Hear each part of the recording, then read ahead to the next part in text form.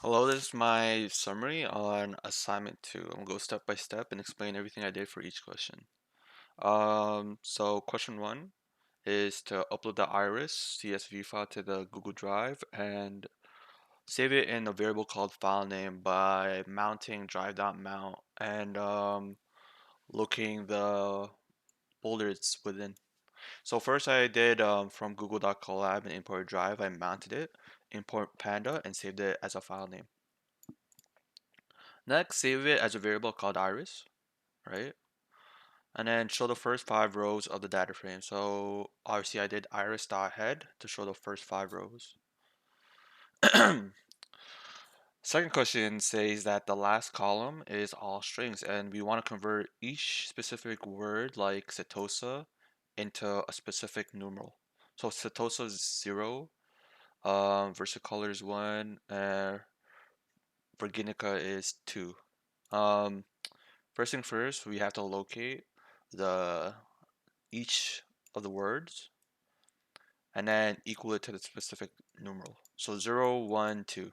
And then show the first 5 rows and then it displays.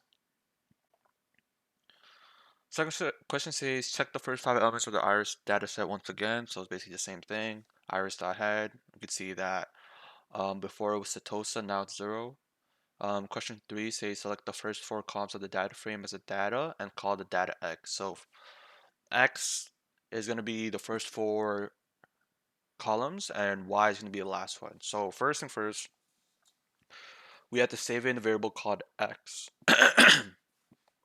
Next, we did iris.column semicolon 4 to get the first 4 rows.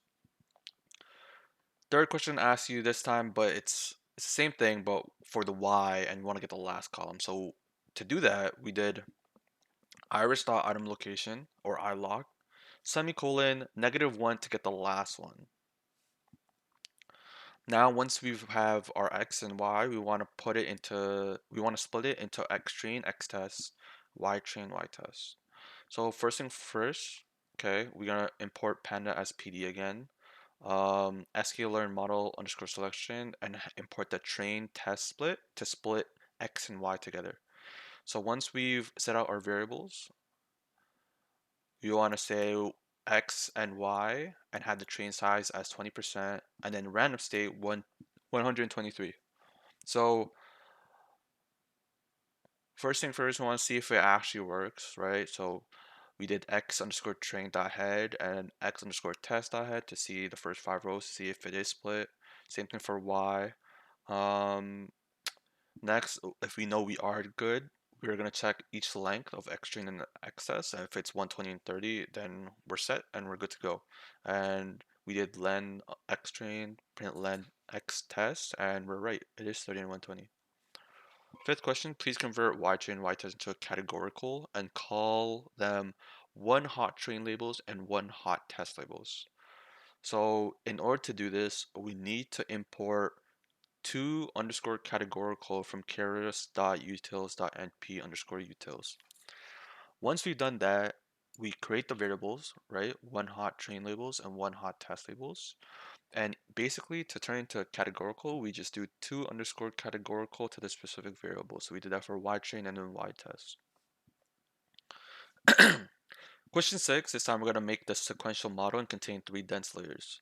First and second layer, use 100 hidden units and a ReLU activation function. So Keras import models, same thing as in top, but this time we're going to import also layers from TensorFlow Keras because we're going to make 3 layers. Make model equal model dot sequential, and now we're going to make our layers. So the first two is going to be 100 hidden units, right? And it asks us to have the activation function as ReLU.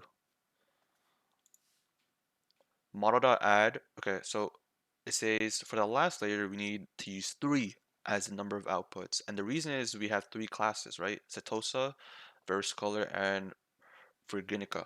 So, and then last is using the appropriate activation function for the last layer. So same thing, but this time we're gonna have 3 instead of 100, and then the activation is gonna be softmax.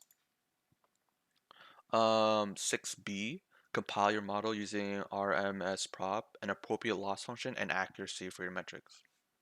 So now that we've done our three dense layers, we want to compile it. So we did model.compile. As it asked, we did optimizer RMS prop. We made the loss as categorical cross entropy. And then the metrics is accuracy. Question 7, please fit your model using epoch 20 and batch 10. So do that, we did model.fit, we get X train and then one hot train label, so basically the Y, right? And then we made epoch equals 20 and then batch size equals 10. And this is the output. And then in order to get the results, we get the results from the test for X and Y. So we did results equals model.evaluate to evaluate X test and one hot test labels. And then we do results and it shows the results. So we have our loss and accuracy here. Now question 9a is basically repeat the same thing, but instead of 100 hidden layers, we're going to use 10. So same thing, 10 hidden layers, right? Um, we're still going to use optimizer RMS prop.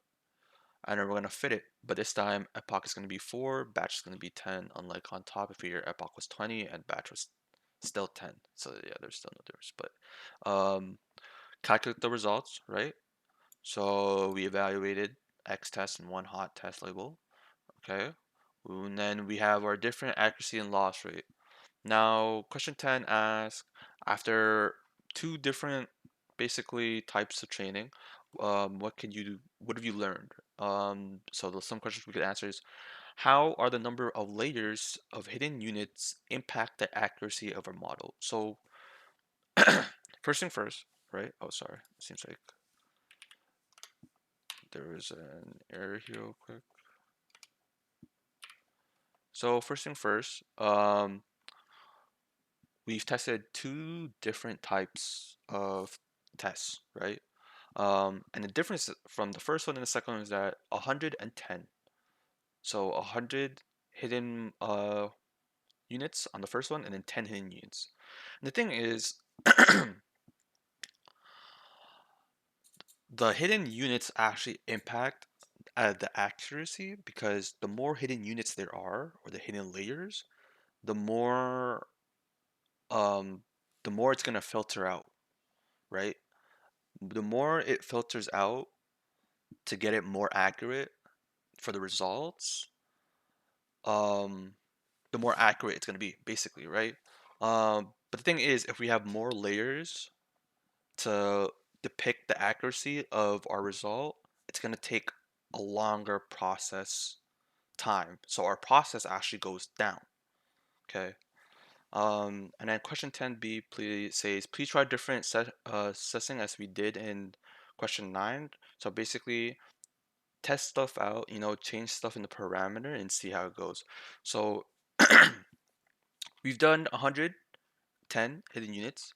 I personally wanted to try, let's say, 20,000 for each. So like as I said, the higher it is, the more longer it's going to take, but the more accurate it's going to be.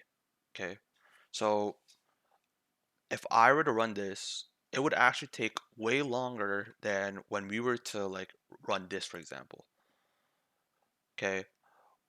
It would take really quick for this to run.